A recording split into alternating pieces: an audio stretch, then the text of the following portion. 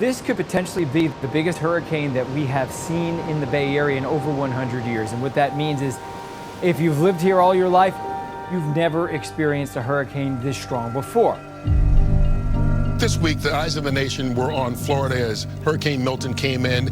Expected to hit the Tampa area. The Buccaneers are in New Orleans traveling early this week to avoid the hurricane, which made landfall on Wednesday. The stadium was flooded. Does it go just north of Tampa Bay? That would push water into the bay. Does it go just south of Tampa Bay? I'm not exactly sure where the river is. It is definitely flooded out. That's the hardest thing, just making sure that everybody is good and just praying and hoping for the best.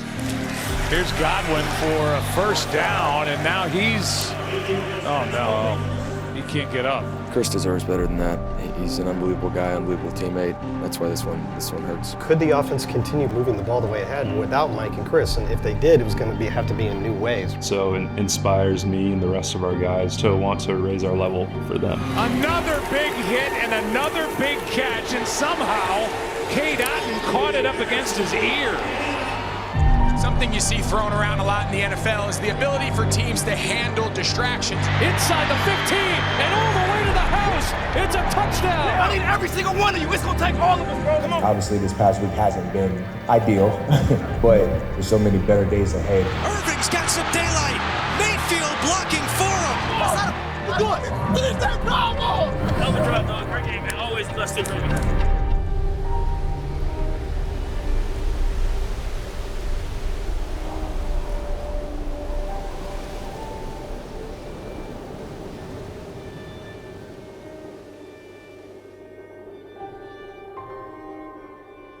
Hey, Coach. Hopefully you can hear me okay. I was just wondering, can you speak to the folks behind the scenes that maybe we don't even know that have undertaken like a huge logistical task to make a difficult situation run as smoothly as possible? Oh, they've been huge. I mean, Zach Orth and Tim Jarocki have been world stoppers in this whole thing. They make it look seamlessly and effortlessly, and they don't get mentioned, but they're really the king to this whole thing. I want to say I was watching news and they were saying there was potential for development down near Mexico. It had really developed to the point where it was looking like it was coming directly at us. Make no mistake about it, folks. We now have a Category 5 hurricane in the Gulf of Mexico, but can we bring the track back up? Tim's always the point of first contact in the building. As far as hurricanes, he's always the first one who sees them, lets everybody else know about them. He definitely sent texts maybe Friday night, Saturday morning, but it was definitely Saturday night when things started getting serious that I realized things were going south fast. And boy, I didn't think it was going to change this much this quickly. But We already have a hurricane process in place because unfortunately we have some experience. 2 years ago, we ended up having to evacuate down to Miami. And then again, back in 2017, we had to evacuate to Charlotte. What's your first reaction when you hear about a major hurricane coming toward Tampa? See what he needs, really. I mean, because fundamentally we can't do anything. I can't really do any part of my job until we figure out where we're going to be. Obviously, you can't evacuate if you can't get out of town. So we got a heads up on the estimated time and date of the airport closing. So we knew that we had to have a hard time that we had to be in the air by. Pretty much any family members, immediate family members, long-time relationships, that sort of thing. We ended up having 29 pets flying on the airplane. I think a couple ended up driving. Yeah, about 350 between pets, families, girlfriends, everything. The Glazer family is just amazing. When it comes to getting the team and families to safety, there's no question on what needs to be done, and there's no budget. It's just get everybody out, get everybody to safety, and then we'll figure out costs afterwards. There was no better place we could have gone to evacuate than New Orleans. Every single busing provider, the police, the truckers. I mean, I went out to grab some Red Bulls from the market down the street. Somebody saw my Buccaneers logo, and their first question, your family okay? Is your house okay? Okay, good. We're gonna kick your ass on Sunday, but I'm glad you're safe.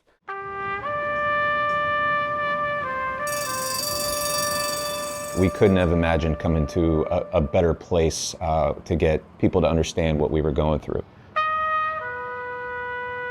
What I was looking at the most was 60 rooms in any one hotel for the first couple nights of our trip, which obviously 60 rooms wouldn't work for 350 people. A lot of moving parts, but we stayed at the Hyatt, checked in Tuesday, then Wednesday when it became time for meetings and practice, we bussed to the Ritz-Carlton for meetings, and then we bussed from the Ritz-Carlton to Tulane for practice. Then we bussed back from Tulane to the Ritz for lunch and more meetings, and then back to the Hyatt. That was just one day, that was Wednesday. Come Thursday, we got all the meeting space we needed at the Hyatt and stay through until we had to transfer over to the JW Marriott, which we already had contracted for the weekend. I mean, at Tulane, we kind of had a structure, a plan in place, Sunday night of what we were asking of them. I went back to them maybe 15 to 20 times in the next 3 days saying, hey, we need more. Can you move your schedule around? Every time the answer was yes. And it always came from a place of, we know what you're going through. We know what's happening. Anything we can do to help support you as human beings right now, that's most important.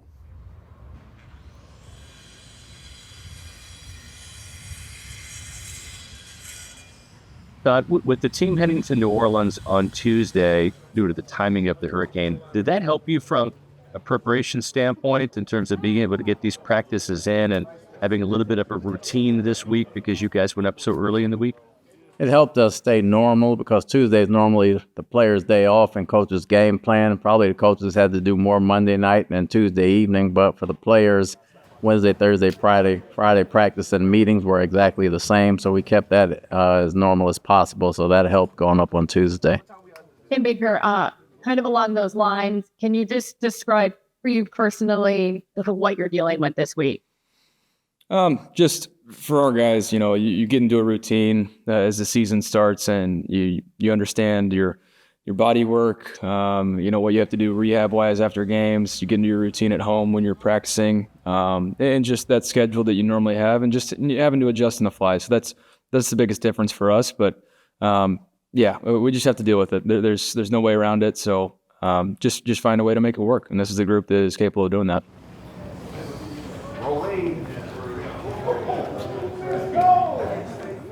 Hey, Mike, I know you're no stranger to dealing with hurricanes. You guys had to relocate, before and growing up in Galveston. What could you say your teammates have maybe going through this first time, and how difficult has this been this past week? I mean, yeah, it's always unfortunate when a national disaster like hurricanes hit. Praying for everybody that's going to go through this, and it's tough. It's not fun. We had like Noah's Ark flying out here the other day with, families, dogs, cats, everybody. And credit to our guys for coming out every day so far and having a great focus. Yesterday was a really good practice out at Tulane. Hey, man, here we go. Let's lock in on our mission, man. We got one mission this week. Let's whoop the Saints, man. Let's ride, y'all. Let's go.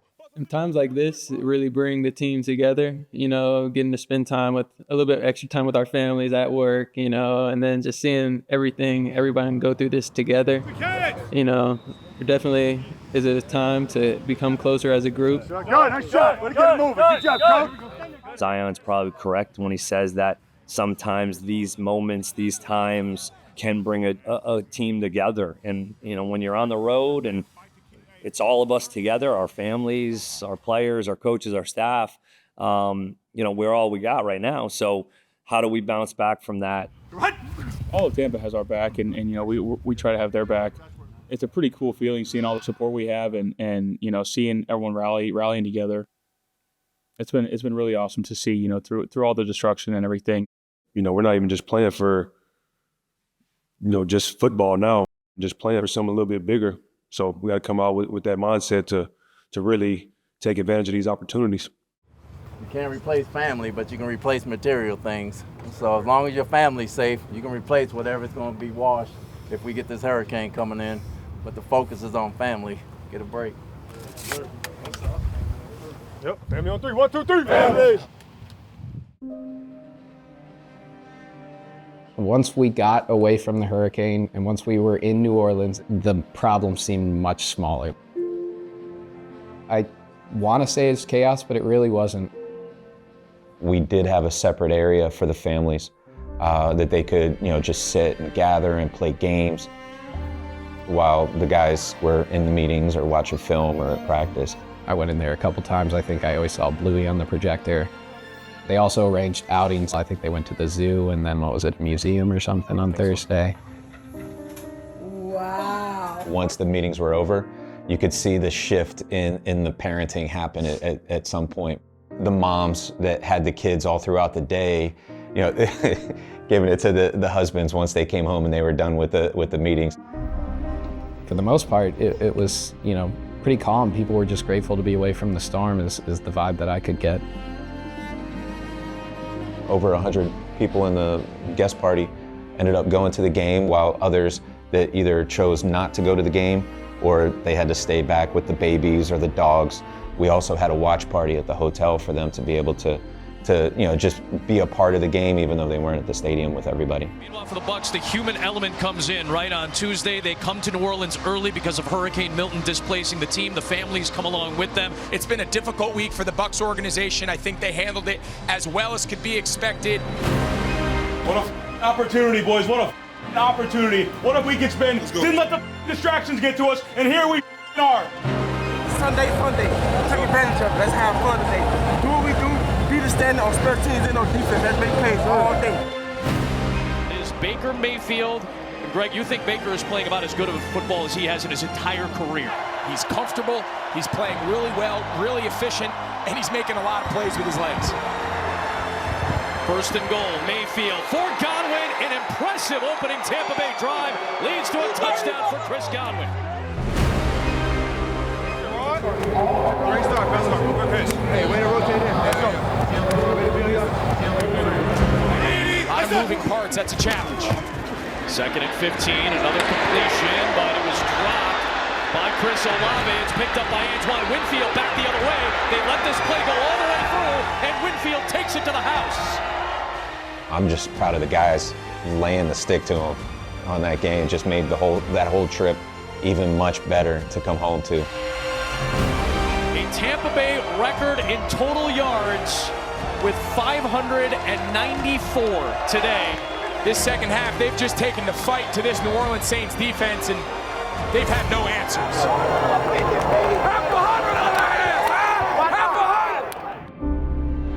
50-piece for Tampa Bay. There was never really a question that these guys were here to do anything but win a game, And I guess to backtrack on the what am I proud of thing, it's that we could give them that peace of mind that they could focus on that.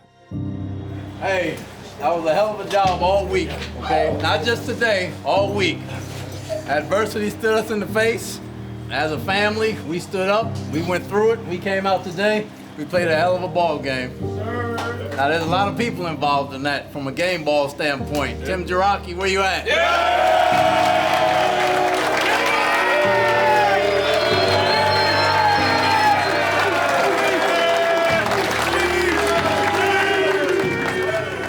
The biggest thing to be proud of is how we all came together. Everybody truly came together and worked great together. But getting the families out of town to safety.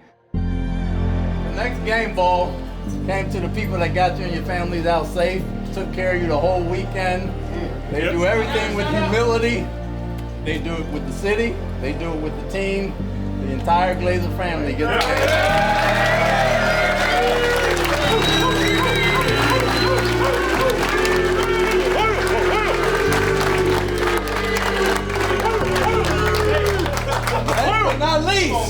Last but not least, we will have a special game ball for the city of Tampa when we get back.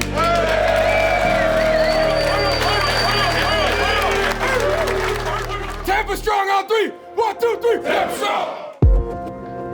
To the city of Tampa, the people of Tampa, the first responders that were here in Tampa, our prayers and thoughts were with you guys the whole time, but it really galvanized our team knowing that you guys were here helping the city of Tampa. So with that, I want to give this ball to the city team. All right, thank you. This community is so important to us for so many reasons. It's just part of the fabric of who we are, who the Buccaneers are. Today we really wanted to show our appreciation. One family, one dog, flooding. Tampa's a great community. They've always supported us, so for us as players and as an organization, it's important for us to make sure we do the same for them. No team had a more eventful 10 days than the Tampa Bay Buccaneers. And then on Sunday, they unleashed an offensive onslaught on the New Orleans Saints defense. A big shout out to team operations staffers Tim Jarocki and Zach Orth and Joe Dowell, as well as the Glazer family for all the funds they used for these resources. Football is the reason we're all together. Football is the reason that we were all able to get away, but football isn't the most important thing at that part. You can get caught up in a lot of the details around here, but all you really need to focus on is each other.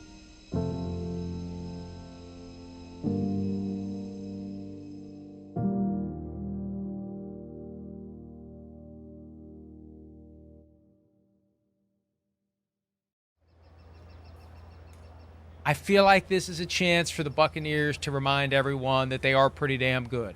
They'll be ready for this one. I just feel like this is a Baker Mayfield night. This is a Buccaneers win that will get us saying that they really are a shortlist Super Bowl contender. And, of course, we know with the weaponry they got at receiver and then the big right arm of Baker Mayfield, yeah, I think that's going to be a problem for the Ravens defense. You wanted that opportunity to show that you can hang with the best teams in the league, and the Bucs had already done that against, wins over Detroit and Philly and Washington. It was a good opportunity to show that the Buccaneers could hang. For the Buccaneers, this city, this area has been through a lot. 2 hurricanes have blown through here. Last week, the Buccaneers had to leave early to get to New Orleans, and despite all the distractions and the destruction and everything else, they put up almost 600 yards of offense. It's time people start considering this Buccaneers offense one of the best in the NFL.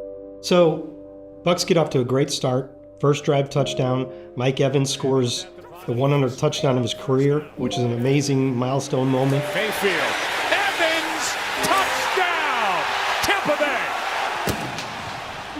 Second drive, Buccaneers go all the way down. It looks like Chris Godwin has a touchdown. It comes back on a Tristan Wirfs holding penalty that, when you looked at afterwards, you wondered. Baltimore scores, makes it 10-7, but the Bucs are driving down there again, and the pass to Mike Evans into the back of the end zone can't hold on, probably because on that play he suffered a pretty significant hamstring injury. That kind of is where the whole game swung right there. It looked to me, and it certainly felt like the Bucs were dominating the early part of that game. Couple of interceptions, some mistakes, and then the Ravens just went off. Yeah, no, they've got to be disappointed in the fact they didn't capitalize on the opportunities that they had.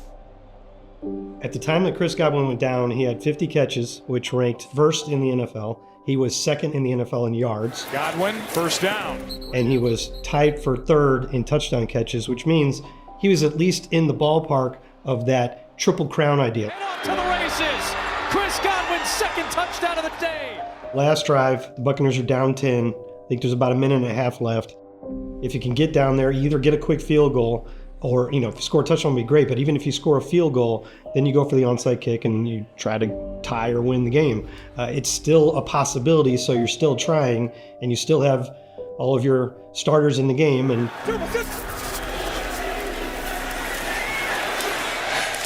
here's Godwin for a first down, and now he's, oh no, he can't get up.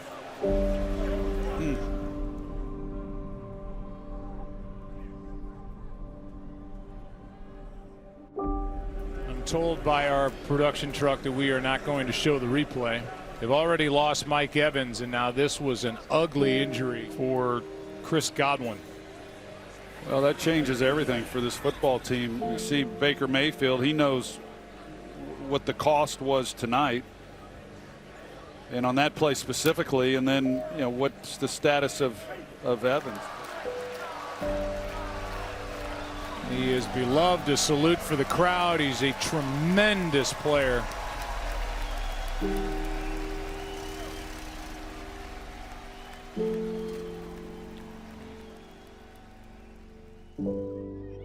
Absolutely sucks. Yeah, it sucks for our team, but Chris deserves better than that. He's an unbelievable guy, unbelievable teammate. Obviously, you guys have seen he's been playing extraordinary this year. Yeah, it's got a heavy heart right now. I don't know what we're going to do, but going to have some guys step up. But, yeah, thoughts and prayers for Chris and his family right now.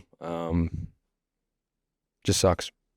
The loss aside, I mean, losing two of your best players on the team and everything, the captains, guys you look up to and bring it every day. I mean, yeah, definitely it is going to be emotional losing guys like that. Yeah, I mean, just for me alone, I mean, when you see a guy like that who works so hard go down, I mean, it's devastating. And so, we're praying for him.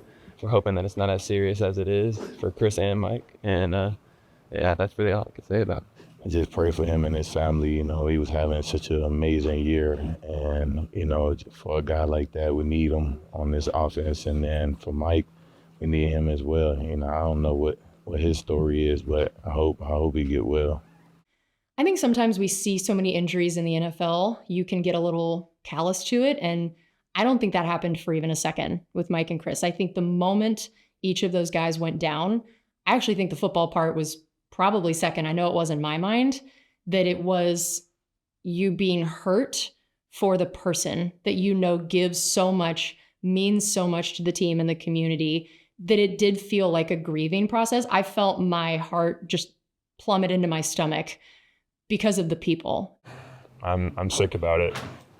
Talk about great guys and great leaders and great players. It sucks. It's a terrible part of this job, but we also have to come together for them and play better and then win games and just carry on like they would. There was a feeling of grief for those two guys and for what they mean to the team and to the city, and just wanting it to go away, wanting to fix it, and thinking not them, not these guys who do it so perfectly. It felt so unfair. All right, everybody, welcome to the Team Godwin Foundation Gala right here at Mission Lago.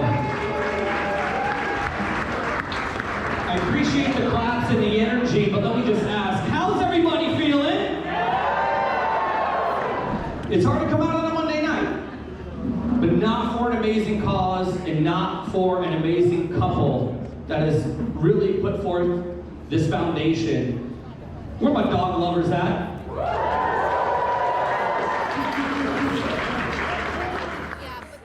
I think character is not just who you are in the good times, but more so who you are when things aren't going well. And I think we saw two things from Chris in the immediate aftermath. One is while he's still on the field, we all saw him say back to work. And then he showed that he was literally going back to work for the community that next week by still hosting and going to his gala. There was a lot of time and effort that was put into this. A lot of hard work that went in months of planning. So once I knew when I was gonna have my surgery, I just asked them if I'd be able to make it. Once they said as long as you can tolerate the pain, then yeah, I was like, cool. It made sense to me. And then the other thing is it's very important for us to just be out in the community, especially these last couple of weeks with everything that we're dealing with from the hurricane. It's a lot more evident just how important it is for us to be in the community and helping out as much as we can, because so many people can use it, and the support that our fans give us, we want to kind of give that same support back. So Mike Evans definitely always loves to do his good in secret, that he doesn't want any credit, but we know that when Chris went down, that Mike had told the people helping with Chris's gala that, hey, if you guys are still going to go forward with this, and especially if Chris can't really be a part of it because of the injury, I will step in and do whatever I need. That either way, I will be there, I will support, and I can show up and I can handle duties at the gala that maybe Chris would have, even though, again, Mike was dealing with his own injury. The last I had seen, we had received over $15,000 of donations. And that money goes directly to these shelters that are kind of overwhelmed after these storms. Yes, exactly. So it's again, it's a way for people to directly help, but it's so touching that they chose to do that, like with us. And they were thinking of me, they were thinking of Mariah and our family. Obviously, sports are special, and we often see a bunch of moments where things like this happen, and we just it shows how important they are.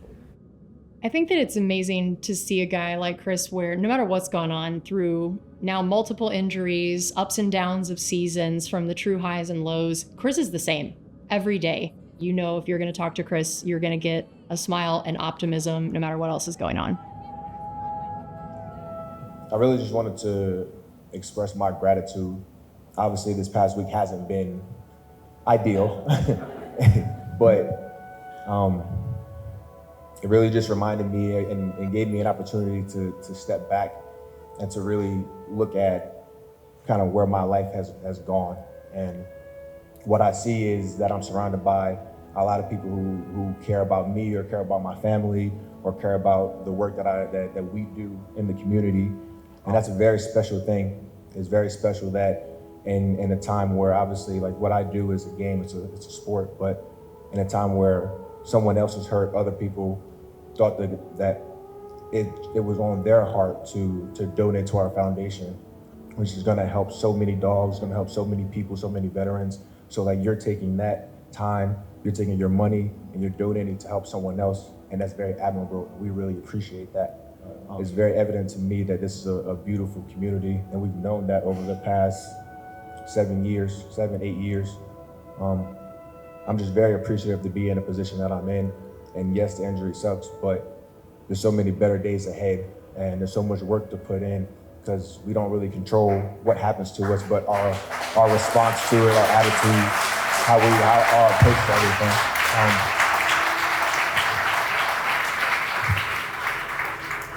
I guess in closing, this is a beautiful event. It always is. We really do appreciate it. We hope that everyone that's come feels welcome and feels like they can have a great time in this beautiful venue.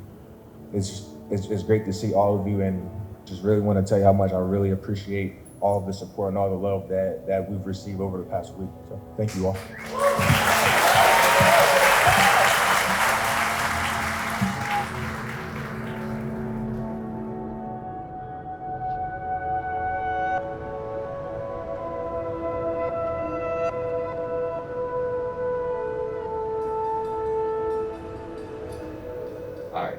In 3, 2, 1. Welcome into this Halloween edition of Bucs Insider, coming to you from the Bucs studio, presented by Ticketmaster. Casey Phillips, Scott Smith, Bree Dix, and man, we have a lot to talk about that last game. Got a big Monday Night Football game coming up. There are just a lot of storylines going on with this team right now. Also, I think another huge part of this offense at this point, as we've been discussing this whole last week, who's going to step up in the wake of Mike and Chris?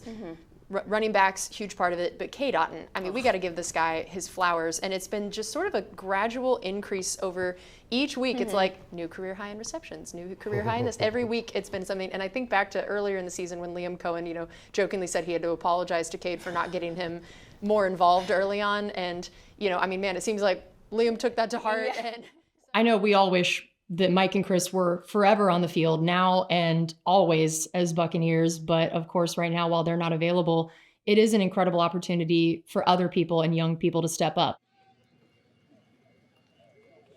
Of course, one of the people that we've seen in that role more than maybe anybody else is Cade Otton. That his production has skyrocketed in recent weeks, and we've seen his dependability. I feel like that's a word that gets used a lot for Cade, is that you just know you can count on him, you can depend on him. We didn't know during the week, could the offense continue putting up the amount of yards and continue moving the ball the way it had without Mike and Chris? And if they did, it was going to have to be in new ways, right? Well, one of the ways is feeding Cade a little bit more. Cade was saying the other day that when he got here, his first goal was to prove to coaches that he could be counted on as a blocker, because that's how you get and stay on the field. And that's exactly what he did. And as a rookie, by about 5 games in, he became a starter, and he played 70% of the offensive snaps that year. Beautiful throw to Otton. Inside. And then in his second year, 2023, he played an incredible 97% of the Bucs' offensive snaps. Shotgun for Mayfield. End zone. Cade Otton, touchdown. Buccaneers go in front. Cade, give me some of that. Cade Otton continues to show up for you. What has made that connection so great, especially at a time when you really need him? Yeah, I mean, it's all Cade. A special player that he's so smart. He knows where to be, knows exactly what we're trying to get done within whatever scheme we're calling, run or pass, and just he understands everything. So then you add in the physical traits that he has, and he's able to showcase those in the last few weeks, and it's an all-around player that we have. I think it's something as tight ends generally we take pride in. We have to do it all, whether it's blocking in the run game or running routes. My focus is on winning games and doing anything I can to help the team. And for a particular week, I'm more than happy to do. Mike and Chris go down, and Cade is all of a sudden Baker's go-to guy in a lot of situations that those other two previously had been, like third downs. And he started being asked to run every route in the route tree, an outbreaking route on 3rd and 5, like Chris Godwin used to do. We'll go back to it. Here's Otton again. Or run a seam route and catch the ball in traffic like Mike Evans. Here's Otton and another big catch. I've watched Chris do these choice routes a lot. The first choice would be to break in. Second choice would be to sit down right where you are at the top of your route. The third choice would be to break out. He has all these subtle movements that he uses, whether it's his head or his torso or his feet, and it all leads to him getting open a lot of the time. Cade Otton, in the last couple weeks, he's really produced. And something else about him that I didn't know, he seems physically really resilient. He's taking 3 shots out there. He's bounced through them. Yeah. When you look at him, you see just this model of a kid, all-American boy, the best, one of the best guys I've been around, and but he's tough. I remember a specific time back in college. I was a redshirt. We were doing some practices before a bowl game, and I got a ball thrown to me over the middle, and I went up to catch it, and I just got decapitated by our starting safety. I knew I got hit really hard, but I was okay. I earned a lot of people's respect that day on our defense, and as long as I'm able to get up, I'm going to pop right back up and get back to the huddle and keep playing each play as best I can. I think Cade just brings a smile to everyone's face. And I have heard multiple people from his time in Washington to his time here say Cade is the nicest human I've ever met. If we're going to shout out his play, I also feel like we had to shout out this outfit. Is this his Halloween costume? No. It's his creamsicle arrival outfit. It just was magical. The mustache fit perfectly for our little 70s theme. We had the glasses, the shirt. He credited his wife with that outfit, and I just loved it. He, look good, feel good, play good. Seemed to work. Obviously, Chris and Mike are huge parts of what we do, and we can't just replace them. We also can't just change our offense mid-season. I mean, it's the best way to learn is being thrown into the fire. For all of us who aren't experienced as those guys to have the challenge to step up in these huge games, you learn what you're made of. He's got a knack for the game. Like, he just knows the game. He's got a great feel. Who is Mayfield looking at here? To the end zone. It is caught by Cade Otton. I think it's been so cool to watch a guy play so tough, that OG kind of tight end of, I'm not wearing gloves, like I'm going to take these big hits. That is a powerful push by Cade Otton. But he pops right back up, tosses the ball to the official, and runs back and plays 95% of the snaps. Suddenly, Cade is way more involved and is stepping up in huge ways. It's Cade Otton. It seemed like every time they needed him to bail out the offense, it was happening. Brought in career-high 9 receptions for 81 yards. Otton again, and man, has he busted out these last few weeks. Career highs in receptions for the 2nd straight week. Career high tying 2 touchdown receptions. It's to the end zone. He's up there in the top 5 for the whole season among tight ends at catches and yards and touchdowns. The 7th game in club history where a tight end has finished with at least 80 receiving yards and multiple touchdowns. Oh, last guy to do it, Rob Gronkowski. Of course. Not a terrible comparison there. Well, we mentioned who's going to step up and replace this offensive production, and so far it looks like Cade Otton. I know the ball might come to me a little bit more, but that doesn't change my mindset. It doesn't change how I prepare. It doesn't change my thought going into a play. He's tough as nails. He's smart as heck, man. Like, I would love for my son to grow up to be Cade Otton. Each play, the challenge is how can I do my job to the best of my ability and be ready to make a play when it comes to me. Baker Mayfield here in advance of taking on the Chiefs on Monday Night Football. What would you say is your state of mind right now going into this game? I feel good about where we're at. It's, when you look at the tape, obviously we're sitting at 4-4, and we've lost some close ball games. But when you look at it, we haven't helped ourselves out. We've shot ourselves in the foot a bunch of times, and some of these teams that we're playing are going to capitalize on it. I relate it to last year. We had a big mid-season lull, and wound up having to come out of it. And the thing we did was just do all the little things right. And so that's this veteran group that we have here. Obviously, you got a lot of young guys playing right now, but the guys that were here understand that if we just do our job and lead by example and just pick the intensity up a little bit, we'll be just fine. Again, we talked about it, guys. It's what we do to prepare for this game that's going to win this ball game. I ain't worried about Kansas City. If we do what we got to do, it shouldn't be a problem, all right? So the focus has got to be there. The attitude's got to be there. Make sure we practice wet ball. It may rain up there Monday night. Make sure you bring the right cleats. Break it up. So we will see Patrick Mahomes as the calendar has turned to November. This has been kind of his month. What's most important for this offense tonight? Everybody do their job. For me, not trying to do too much. What do you want to see out of Cade Otton tonight specifically? Just be Cade. What a time to be alive, man. Fucking take 4 quarters today, man. Let's find a way to win. Drive starts at the 6. Play action, and the completion is to the tight end. And Cade Otton has been busy. Here's Otton, has to reach high, and after the catch, a nice run. 3rd down, pass is caught. Out of bounds with a first down is Shepard. Here's White, left side, stutter step, gets a block and a touchdown. And a nice homecoming for number 1, Rachaad White from KC, and a touchdown in Kansas City. It's a big drive, man. Great drive. Great drive. Great drive. Great drive. Coming into this game, what has been impressive about Tampa Bay this year is their ability to run the football. They're 6th in the NFL, 5 yards a clip. Keep going. Hey. Keep going. I like that attitude you got now. Kansas City has one of the NFL's best defenses. They're playing at home in that raucous environment, probably the loudest outdoor stadium in the league. It's raining. The Chiefs are undefeated, but you still have to have the quarterback out there making it work. Here is Jarrett. Rakim survives a hit. The Buccaneers still continued to move the football, and Baker was at the helm of that. Mayfield, end zone, Otton, touchdown! Go! And that was a thing of beauty after the 46-yard return by Bucky Irving to start the half. Great call! Great call! The Buccaneers end up in the end zone. Right, baby! Hey, how many times can we do that, though? Reset it. Reset it.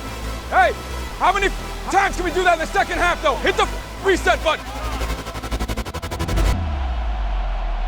We've had steady rain for almost all of this 4th quarter, and it has gotten really slick down here. The Bucs on this side, Baker Mayfield trying to keep his hands dry and warm, even though he did tell us he prefers to play in the rain over the wind. Wind is down, rain is up. Hey, you ready? Hey, 1 play at a time. You gotta believe in it. 1 play at a time, you gotta believe in it, man. I trust this group, man. We can do it. We got plenty of time and a timeout. Plenty of time and a timeout. Down by 7. Tampa Bay's longest pass play of the game is 18 yards. Here's Palmer. That is a nice route, well timed. 2nd down and 6, 2 minutes to go, 1 timeout. This one is caught for the first down. That's Shepard. Hey, rolling. Extra men on the rush. Mayfield throws sideline, pass caught. And they are gonna rule it a catch. I mean, it's like 6 inches, dude. Here is White. There's a little momentum for you. A 9-yard pickup on 3rd and 1 by Rachaad White. Sideline spinning grab by Shepard. What a catch inside the 25 for 7.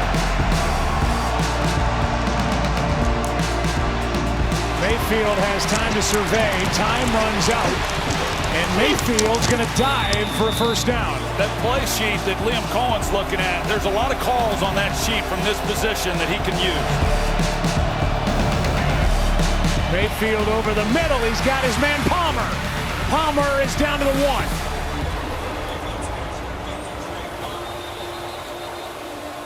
1. And now a timeout is taken. We're good. Jefferson! Take the handoff. Wide open touchdown, Ryan Miller. Miller with the touchdown, his first, as the Buccaneers within 1. Rhino! Ryan! Great job, brother. And that'll do it for regulation. Always with us too, baby. KC over here. KC over here. Gentlemen, welcome to overtime. Tails. Tails. It is heads. And here we were on Monday night, Baker Mayfield doing everything he could. He was terrific last night, ties the game with a stunning game-tying drive at the end with 30 seconds left, and Mayfield hits the Chiefs right in the mouth, force overtime, and Mahomes got the ball first, and we all know what Mahomes does in overtime. I guess it doesn't matter.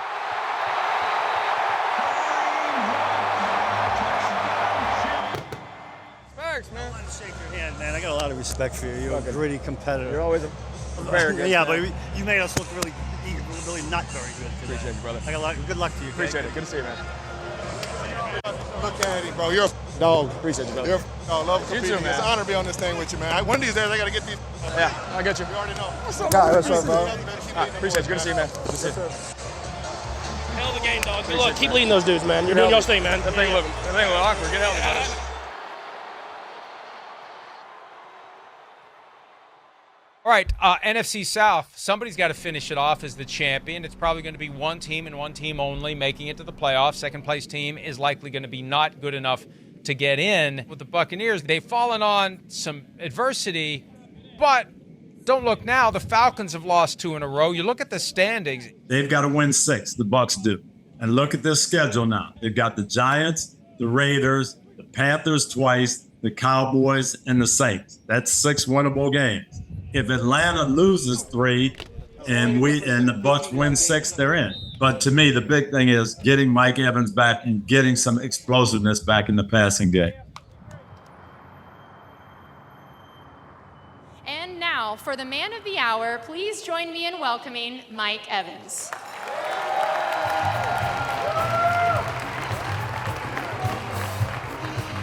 And I thought, who should we have up here to talk with Mike?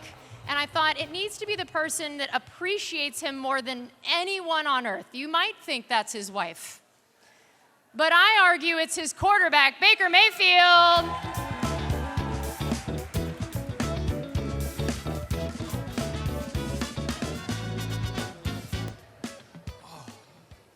Gentlemen, thank you so much for joining us. All right, first impressions of each other. Baker, when you first met Mike, tell me your thoughts. Do you remember when the first time we met? Yeah, I do. Well, that's sweet. First time we met, Mike looked at me and he goes, "Damn, I thought you'd be taller." I'm kidding. He didn't actually say that. I was surprised you were taller than I thought. Yeah, I thought you were shorter than one of my former quarterbacks, Johnny Manziel, who you are way taller than, by the way. Yeah, no, I actually caught him off guard since I'm such a physical specimen.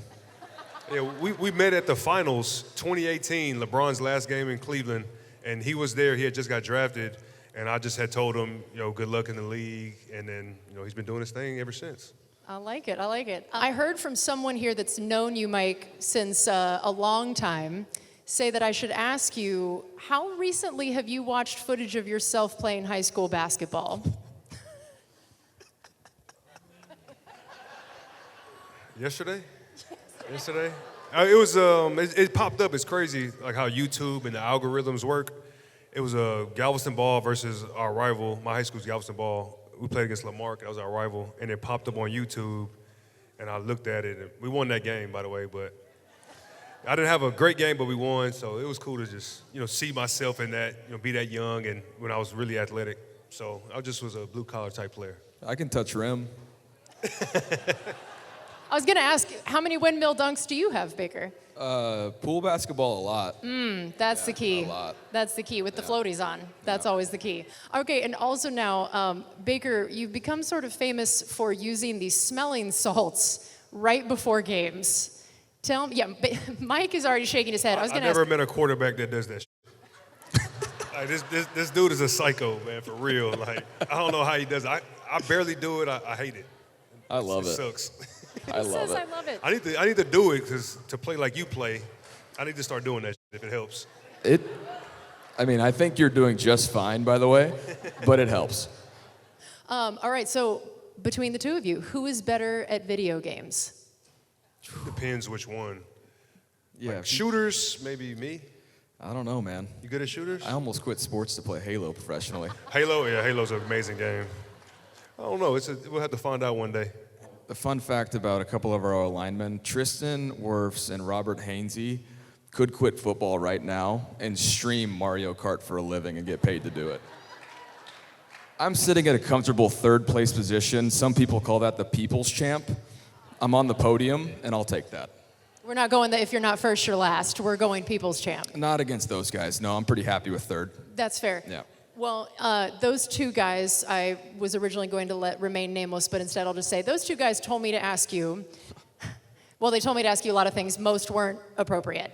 The one I'm allowed to ask you is, how much money at this point do you think you've spent at Anchor Bar?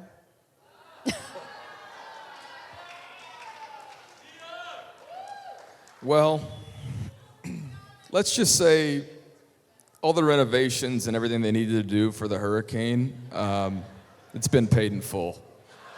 It's called giving back to the community. I mean, look at that.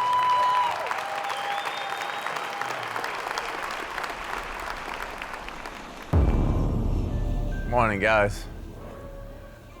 As we talk about the guys we got to get ready for, we got to get ready for nobody but us. We understand they got Dexter Lawrence. I know they got Malik Neighbors. I know they got a return guy.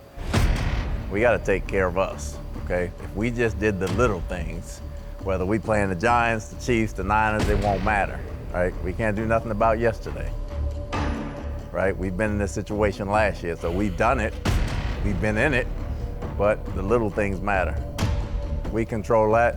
We control our own destiny. We take it one day at a time, and we go after everybody we got to play.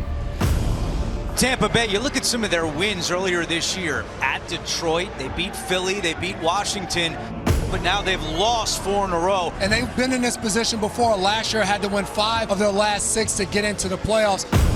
And Baker Mayfield, he's the guy that is leading the way. Everything you do today, do it for your brother. Yeah. When you watch this tape afterwards, I want to scream the word brotherhood, man. You play for each other. You come back in, regroup, and fight again. Let's go. Play fake. Mayfield to the outside. There is Evans. Evans did not play the last 3 games because of a hamstring injury. Tampa Bay in the red zone where they've had a lot of success this year. 3rd best in the NFL scoring touchdowns. Irving again inside the 15. He's got the 10. Still going inside the 5. Fighting his way forward. A push. And with the spot, he's down at the 1. And a very close call here at the end. And look who's in for Tampa Bay. It's Vita Vea, the defensive tackle in at fullback. He does have a touchdown catch in his career. He's blocking here as Tucker scores.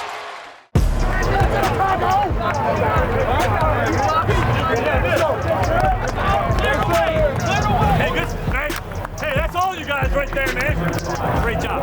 Tommy DeVito making his 7th career start. A nice ovation from some of the Giants fans here for the New Jersey native. Grew up in Cedar Grove. 3rd down and 8. Winfield coming on a blitz. DeVito is sacked. He took a punishing hit up the middle from Kalijah Cansey. Christian Izien comes from that left side scot-free. forces DeVito to have to step up in the pocket. That is a terrific play by their defense and working together. Hey, he's always second guy. Hey, we gonna know what I'm saying. First guy don't get him, everybody got to be there. Let's go, man. 2nd down and 8 for Tampa Bay. Mayfield has all sorts of time now. Throws on the run. He's got Evans inside the 20. Evans down to the 10. A 25-yard pickup for Mayfield and Evans. It's one of the hardest things to do with Baker Mayfield at quarterback is sticky. Stay sticky with your wide receiver once he starts moving, because in your mind, Baker Mayfield will let that thing go at any time. Play clock at 2. Irving at the 5, and he takes it in for a touchdown. Bucky Irving with his 5th rushing score of the year, and the Buccaneers jumping all over the Giants here in Jersey. Great drive. Great drive. Great drive. Most scrimmage yards in the NFL from all rookies, but DeVito is sacked for the 3rd time this half. Vita Vea leading the charge. You talk about defensive tackles and how powerful they are. I want you guys to keep your eyes on Vita Vea throughout this entire snap and see what he does to this Giants offensive line. Just drives over and runs a guy over against his will and takes down DeVito for the sack. Catch up. That boy trying to take the lead today. That boy trying to take the lead today. 17-0 Mayfield to Bucky Irving. We've said that a bunch today. Irvin slipping tackles. We've said that a bunch today. And look at Irving go. Trying to turn it upfield and caught from behind close to midfield. The blocking against the Giants by the Buccaneers downfield is what makes this thing go.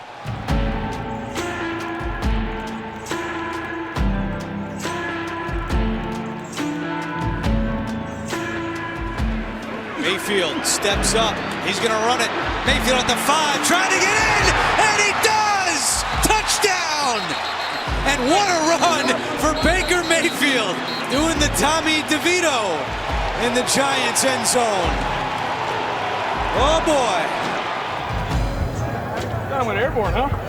Oh yeah, just a little bit. I guess it was the DeVito celebration. Is that Tribute to Tommy, yeah. He's a good dude. He's got swag. New York fans love Tommy here and give him something they like. Are you Italian by any chance or no? I haven't done a 23andMe, but I don't know.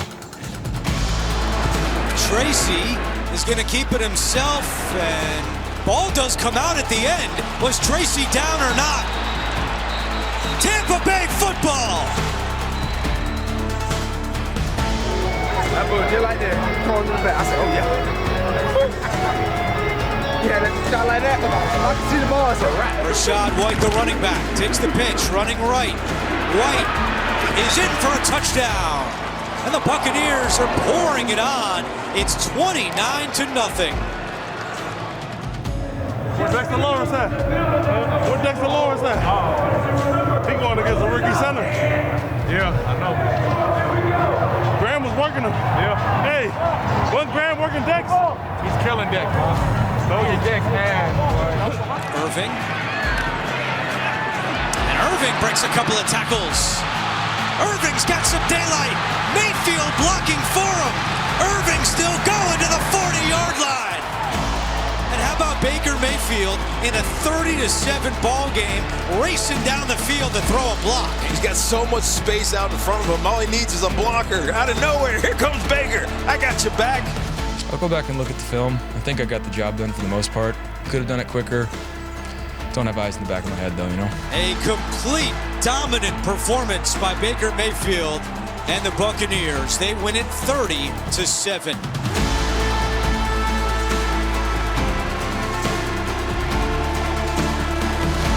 No matter what injuries happen, no matter what wins or losses have come, this is a team that is fighting.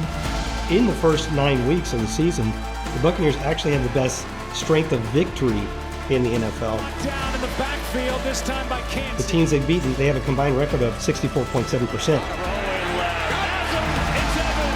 I think there are just so many reasons for this team to fight for when they're truly fighting for their brothers out there. Let's keep on fighting. Keep stacking them up. Keep stacking them up. Stay together through the course, through the whole thing. Let's go. Family on 3. 1, 2, 3.